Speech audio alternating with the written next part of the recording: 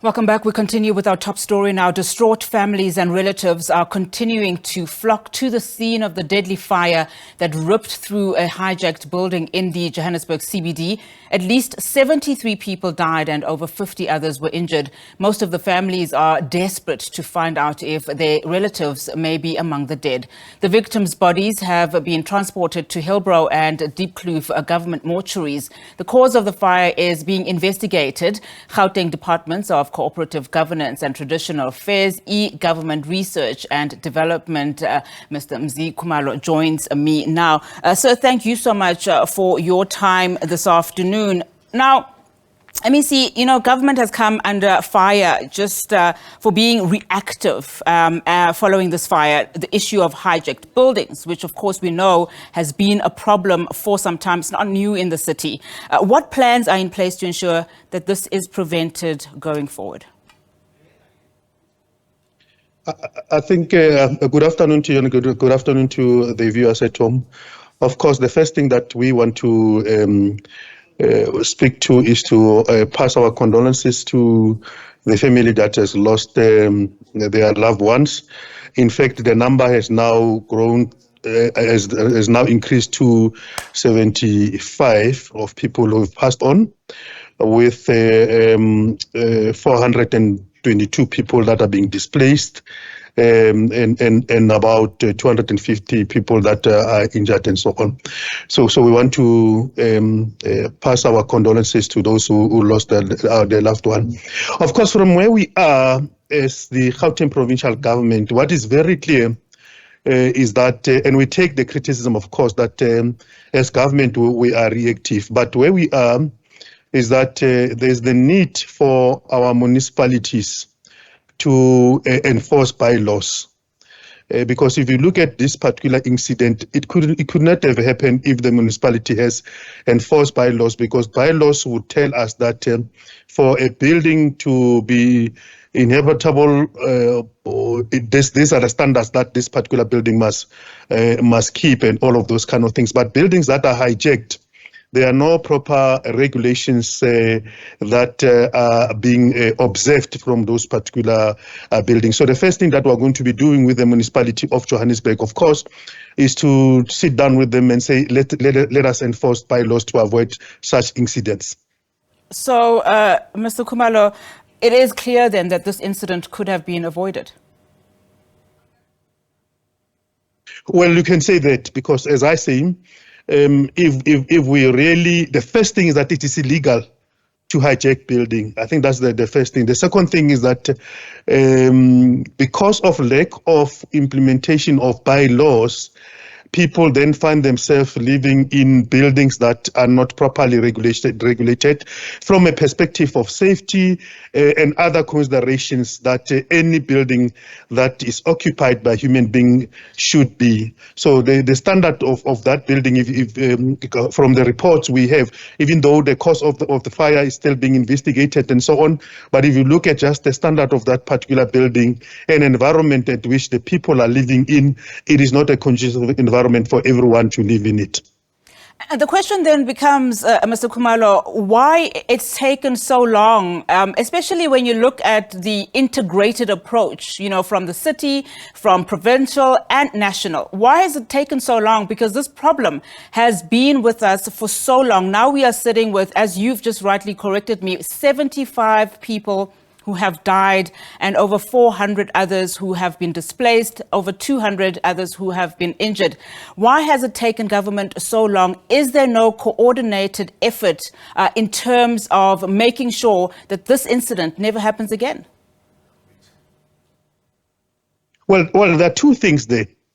The first thing is that the building concern, it's owned by the Johannesburg municipality, and I know, for instance, it's a historical problem where in the Johannesburg municipality has been trying its level best to ensure that it deals with the question of the hijacked building. There's lots of lawlessness that is happening there, lots of criminality that is happening there.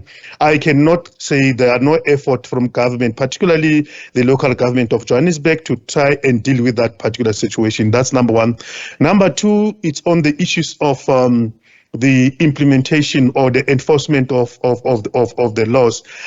I think that from that perspective, there must be a stronger coordination more than what it is now, because from our point of view, we will comment when we look at the IDPs of municipality, and we will say to municipalities, we think that at this level, at this point in time, you are not implementing one or two or three things.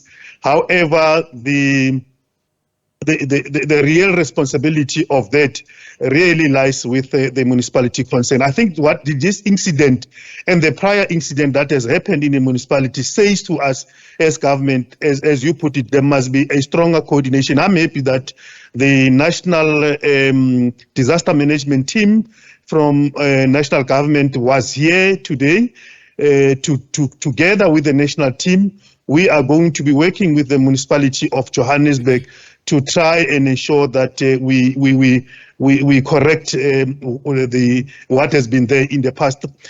We want to make a plea that it is not really time for us to blame, because in the morning there was some blame game that was there within the different spheres of government. But we want to say that now that we have identified where the problem is, we just have to intervene and strengthen ourselves and ensure that we save the life of the people or the resident of Johannesburg as such.